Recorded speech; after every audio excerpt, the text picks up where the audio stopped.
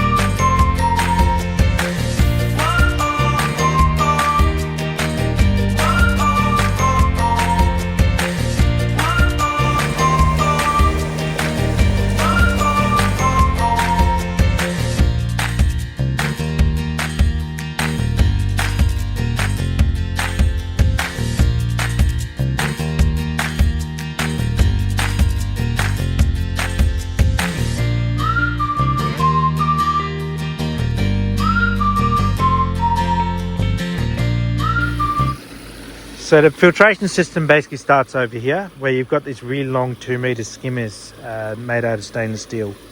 There's one there, there's one there, and there's one there. So there's 6 meters of skimmers at the surface, which is really cool.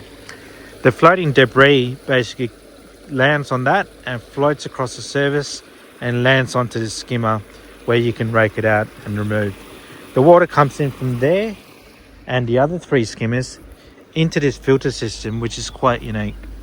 So what happens here is the water comes down from there, bottom up, and there's an air station there, which basically moves the dirt. And this filter pool here on the side, that's what traps the dirt. And as it gets dirty and dirty, what happens is that water level gradually rises up to the top, and that's when you need to replace the filter pool. And it's really easy to replace, because all you have to do is to lift up this basket. There's a strainer on the side, take out this, put in some rope on the side, and put in a new one whenever required. So that basically traps the dirt.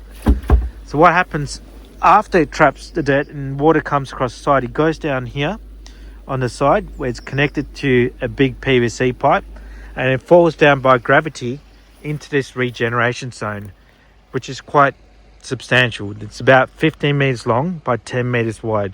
That's great when you have lots of space like this.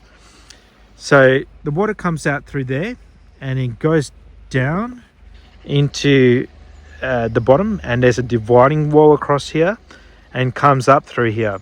And as it comes up, there's actually a suction bar across there, and it goes into a pump inside that zone there, and comes up from bottom up into this beautiful natural pool over here. So they do things quite differently, and I like 3 things about it. One thing is these skimmers are awesome, and then another thing is this blue greenish liner. I really like the look of it. With the sun reflecting on it, it gives it a really nice look, and it hides the algae pretty well, and it's nice and clean, so it can easily be vacuumed. That's the advantage of that. I also like these log blocks they've got here. It looks like they're not cemented on, so that's quite impressive. That's holding all the gravel to the side and the plants to the side. And the pool rail looks pretty cool. I do like a long pool rail like that. It can get slippery in natural pools, and the wildlife is amazing on here as well. So the great thing about this natural pool is you have a huge filtration system. You've got probably about 30 to 40% of plants in this natural pool, and then you've got the regeneration zone lower down. So that's excellent. And with that you get wildlife getting into your system. So you've got frogs. There's about 3-4 species of frogs. There's lots of diving beetles. The frogs have actually bred. You can see here, if you zoom in, these little black spots are actually, there you go, that's a tadpole there. That's called a marsh frog in France.